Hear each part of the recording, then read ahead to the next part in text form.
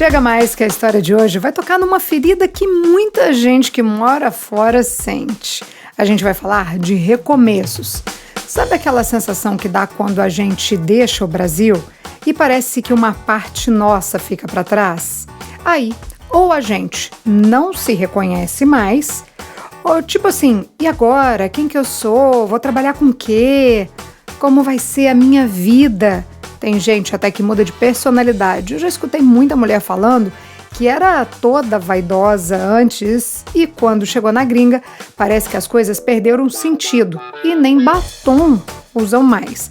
Eu tenho uma amiga que me disse que no Brasil o salário dela era todo voltado assim a comprar roupa para colocar no Instagram, no Facebook. E que depois que ela mudou para os Estados Unidos, ela mudou tanto a personalidade dela que ela tinha até vergonha de pensar quem ela era antes. Enfim, quando a gente sai do Brasil, acho que de alguma maneira a gente muda, nem que seja um pouco, mas muda.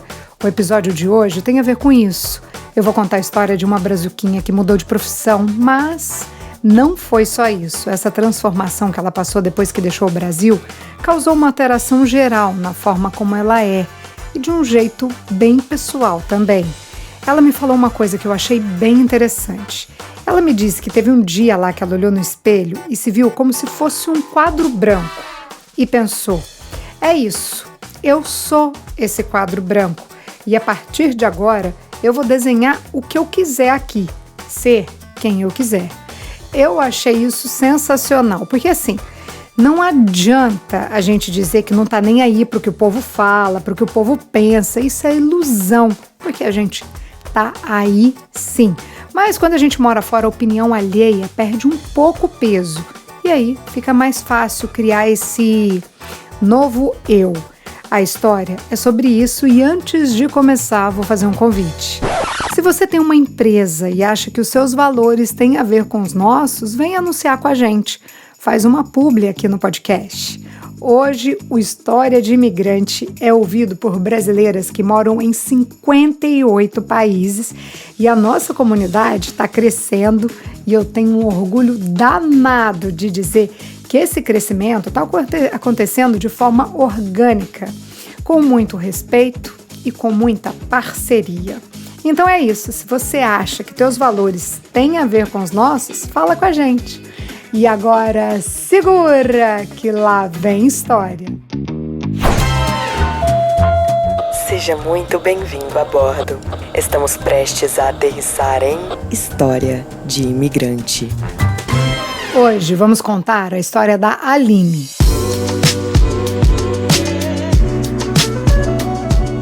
A Aline é bem conhecida entre as brasileiras que moram fora do Brasil.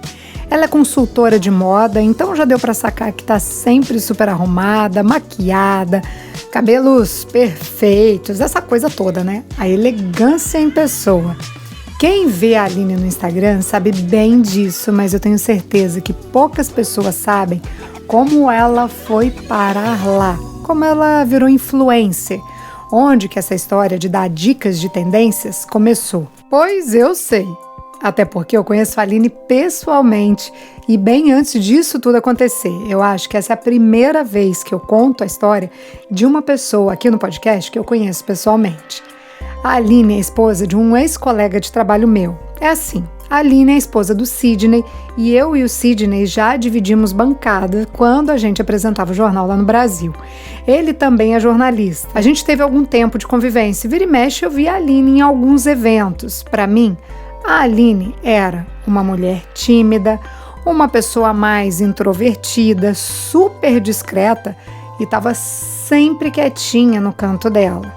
A Aline é advogada e antes da pandemia ela trabalhava no Tribunal de Justiça como assessora de um desembargador. Na prática, ela tinha a função de escrever as decisões dos desembargadores. Isso era uma baita de uma responsabilidade. Era a vida de uma pessoa que estava em jogo, né? Ou de várias. Então o trabalho era pesado, muitas horas de dedicação. Ela trabalhava tanto que não tinha nem mais vida social. A vida dela era ou trabalhar ou estudar, porque nessa época aí ela estava estudando para passar num concurso. Então a vida dela era resumida em trabalho e estudo. A gente está falando aqui de 2018. Nesse ano, o Sidney, o marido da Aline, resolveu fazer um mestrado fora do Brasil e surgiu a oportunidade de ir para Portugal. Mas e aí? Como é que a Aline ia ficar nessa história? Bom, o Tribunal de Justiça já tinha digitalizado os processos, então praticamente tudo o que ela fazia era online. Aí a Aline foi conversar com o desembargador sobre a possibilidade de trabalhar fora do Brasil. Em 2018, essa coisa de trabalho remoto era um negócio que quase não existia, não tinha qualquer regulamentação. Então falar sobre trabalhar em casa ou à distância era meio um tabu. Hoje a gente sabe que é super comum, mas naquela época não, principalmente no Brasil.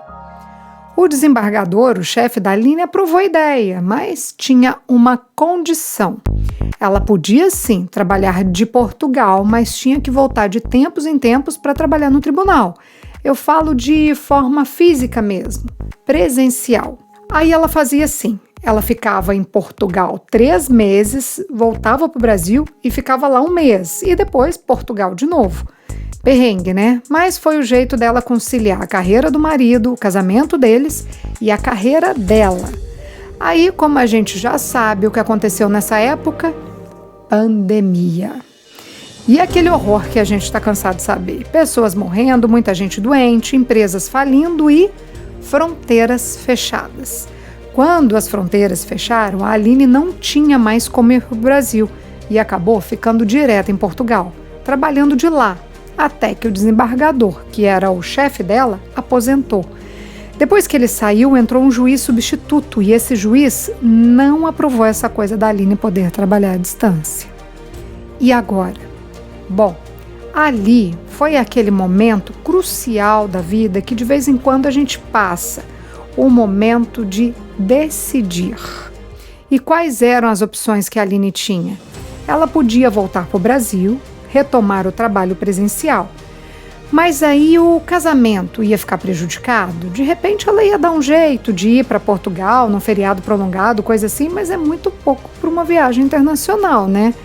Ela até podia esperar as férias, aí também ver o marido uma vez por ano, ou quando ele pudesse ir ao Brasil, também complicado, né? A outra opção que ela tinha era largar o emprego. A Aline decidiu essa opção, largar o trabalho. Eu falando aqui parece fácil, não sei como que foi para ela, mas eu acho que essa é uma das decisões mais difíceis que a gente tem que tomar na vida. Largar um trabalho fixo com todas as vantagens para tentar se arriscar em sei lá o que na gringa, ou também escolher entre a própria carreira ou a carreira do marido. Difícil e comum. Já escutei muitas histórias assim.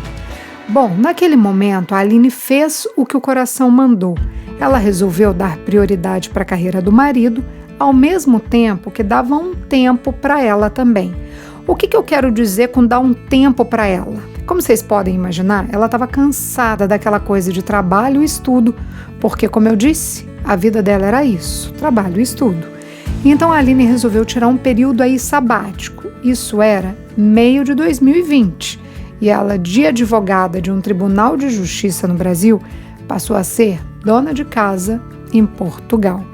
Ela falou para mim que nessa época ela conseguiu dar prioridade a coisas como saúde, passou a estudar línguas, a se dedicar a um assunto que ela gostava, mas nunca tinha dado muita bola até então, a moda.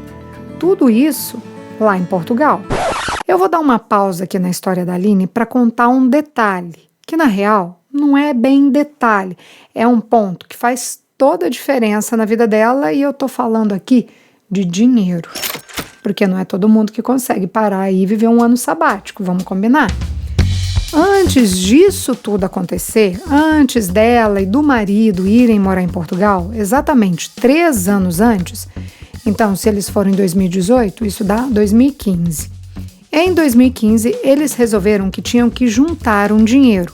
Foi uma decisão assim, do nada, não tinha um planejamento específico. Só juntar uma grana com aquela ideia, no futuro a gente pode precisar. Daí eles diminuíram o padrão de vida que eles tinham e focaram em guardar esse dinheiro. Quando o Sidney, o marido da Aline, foi para Portugal fazer o mestrado, ele ganhou uma bolsa, mas não era um salário. Era uma bolsa de estudos que dava desconto para ele na mensalidade da universidade. Então, ele mesmo não tinha renda. Quem bancava as despesas do casal era a Aline com o salário dela.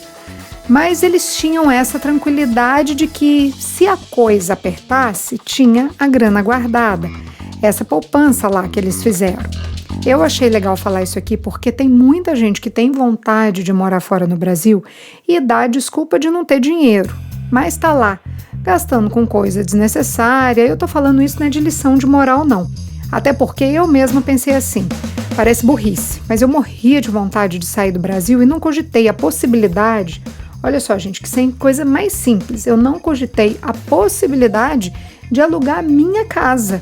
Eu pensava assim, é minha casa, com as minhas coisas, de jeito nenhum que eu alugo. Eu só fui me tocar que a grana do aluguel ia ser boa depois que um amigo que mora inclusive aqui na Espanha me disse, menina, aluga essa casa, desapega, de repente você nem vai morar nunca mais aí. Pega essa grana do aluguel e se joga. E, gente, foi bem isso mesmo que eu fiz. Bom, mas voltando aqui para a história da Aline, eu falei sobre essa questão financeira porque para fazer uma mudança de vida tão grande assim, mudar de país, a gente precisa ter uma reserva ou vai ter que tirar dinheiro de algum lugar, porque tudo fica caro. E no caso da Aline, essa decisão de tirar um tempo off era um pouco mais delicada porque ela que estava sustentando os dois nessa época, com o salário dela de advogada. Então, quando ela largou o trabalho, eles teoricamente ficaram sem renda. Mas foi tranquilo, quero dizer, foi tranquilo porque eles tinham essa reserva. A Aline me disse que ela não saiu do trabalho com a ideia de largar a profissão, não. Foi mais uma ideia de dar uma pausa. Ela atuou como advogada por 20 anos. Eu não sabia, mas ela me contou que os advogados têm que cumprir metas. Para mim, essa era coisa de vendedor. Pelo menos lá no trabalho dela, era assim. Ela tinha metas e essas metas eram julgar processos. Então, assim, era um ambiente com muita pressão de produtividade. Aquela coisa, ser produtivo, fazer o máximo no menor tempo possível, rápido e eficaz. Canseira, né? Pois é, por isso mesmo que a Aline cansou. Não só do trabalho, como também um pouco da profissão. Durante esse período aí da pausa, ela começou a refletir sobre o que fazer da vida. A única coisa que ela estava definida era: não quero voltar pro direito, não por agora. Ela não queria mesmo exercer profissão, mas daí a escolher onde trabalhar e com que trabalhar naquele momento, tinha um universo, né?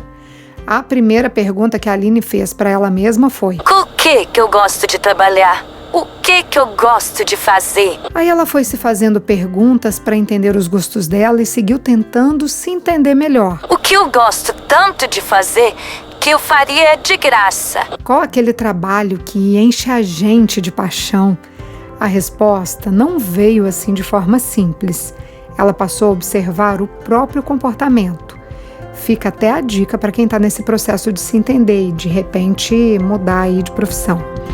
Bom, aí a Aline passou a ver que o que ela fazia na internet quando ficava de bobeira. Ela se ligou que ela adorava seguir blogueiras de moda e ler sobre tendências de roupas. Ela gostava de ver que as pessoas mostravam um look de acordo com a ocasião, festa, reunião. Ela gostava muito de ficar fuçando na internet atrás desse tipo de material.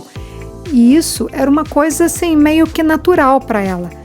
Só que ela nunca tinha se dado conta até fazer essas perguntas, né? O que eu gosto de fazer que eu até faria de graça?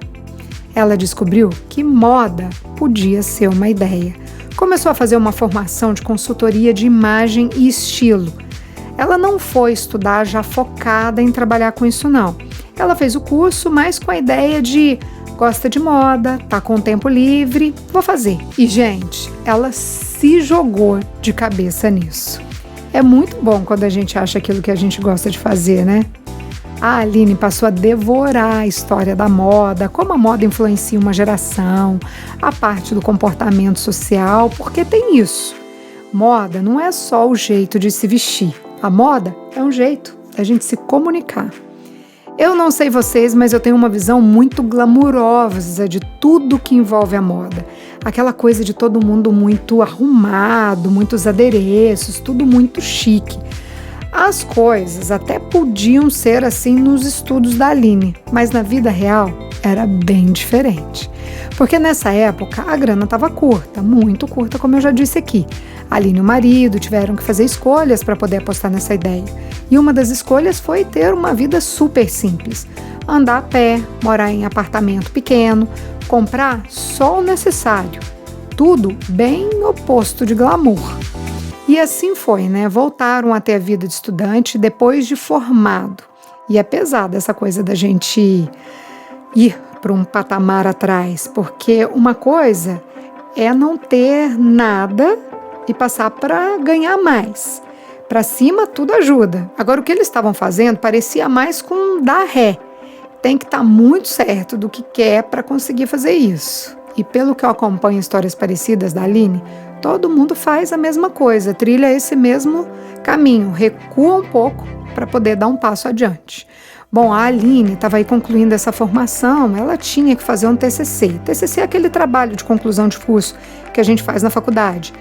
Então, a Aline teve que apresentar um TCC e o tema era fazer um dossiê sobre uma consultoria. E já de cara, a Aline conseguiu 2 cobaias. Eu falo cobaia de brincadeira porque eram 2 amigos dela. De tanto eles escutarem sobre o que ela estava estudando, eles toparam ajudar esse projeto. Eles pagaram por isso. Legal, né? Porque, queira ou não, a consultoria já era um trabalho dela. Ela investiu nos estudos, né?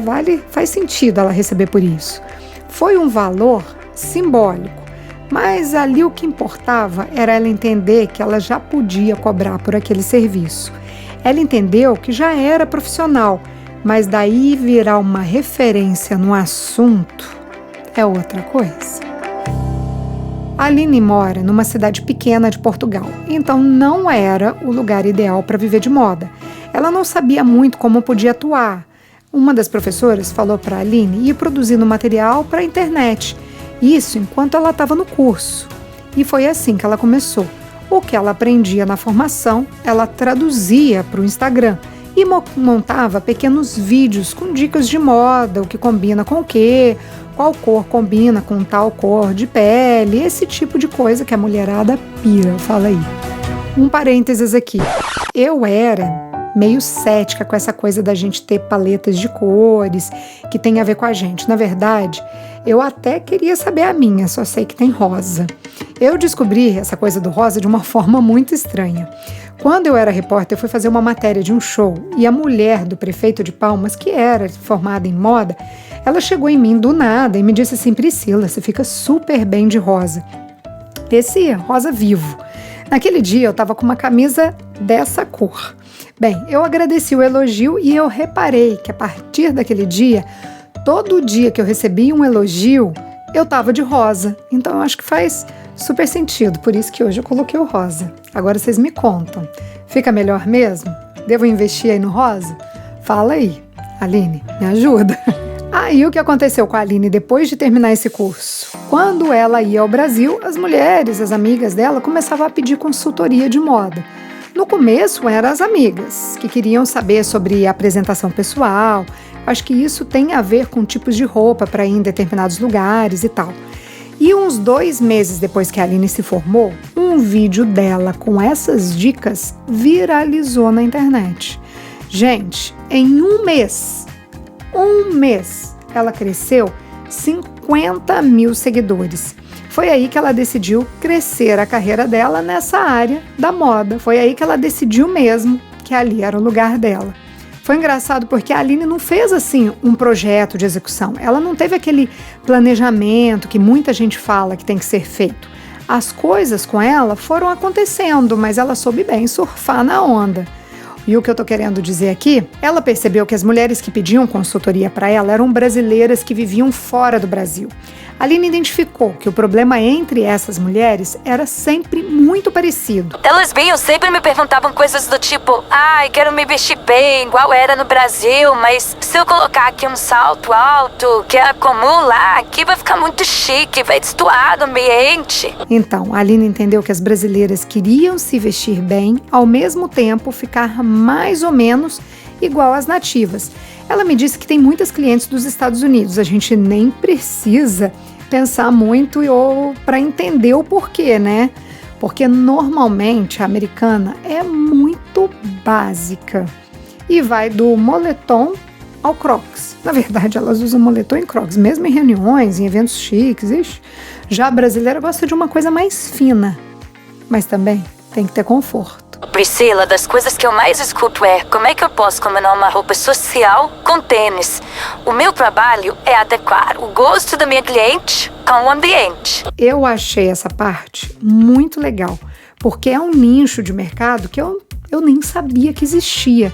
Eu vou repetir aqui uma coisa que eu disse lá no episódio 78, uma ideia que vale milhões. Vocês lembram que lá eu contei a história da Renata? Resumindo rapidinho aqui para quem não escutou, mas escuta lá. A Renata fatura muito porque ela vende brigadeiros para empresas, mas ela não só vende o doce, ela vende a experiência. E por que eu tô voltando nessa história aqui?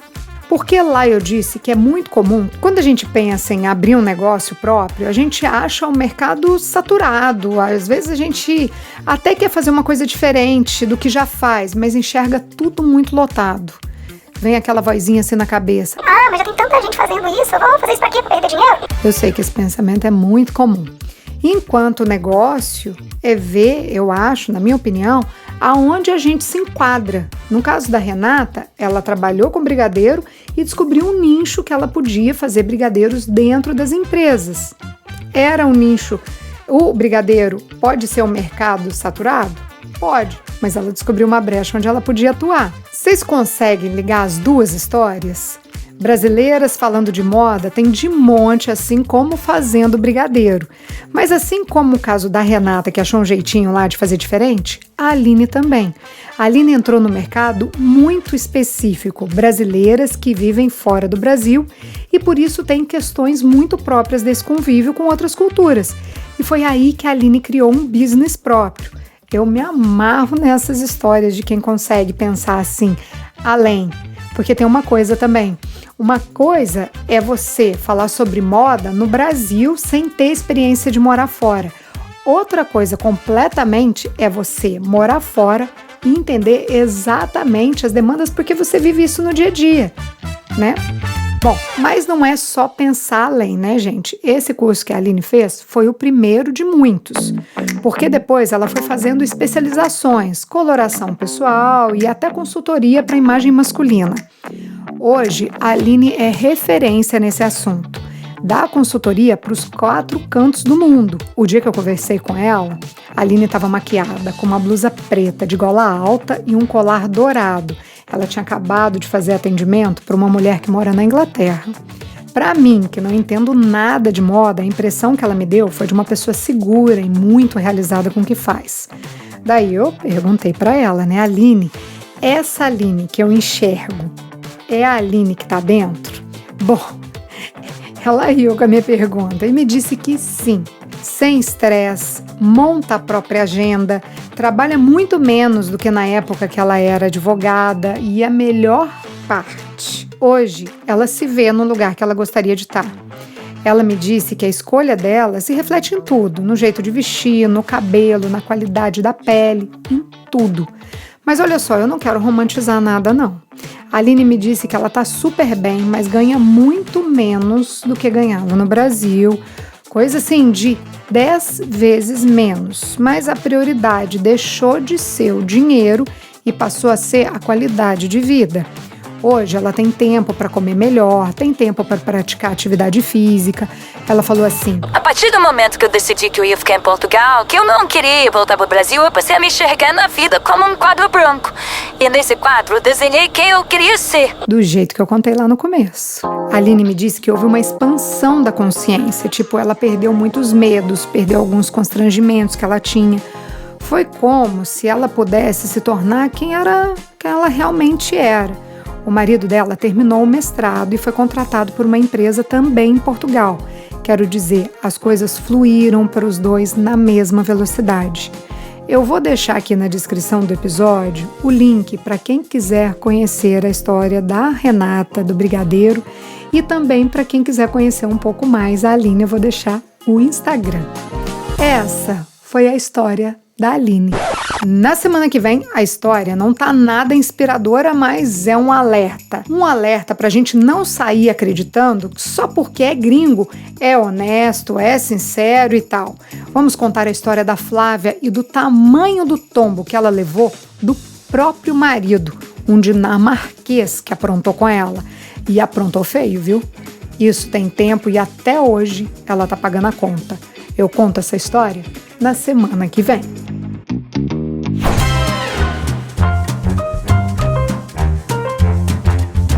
Todas as histórias que contamos aqui são reais, algumas delas são anônimas. Se você tem uma história de imigrante para compartilhar, conta pra gente. Nosso WhatsApp é 650-834-9209. A edição de som é de Tadeu Jardim, a produção, roteiro e apresentação, Priscila Lima. Essa é uma realização Estúdio Fita. Até a próxima história.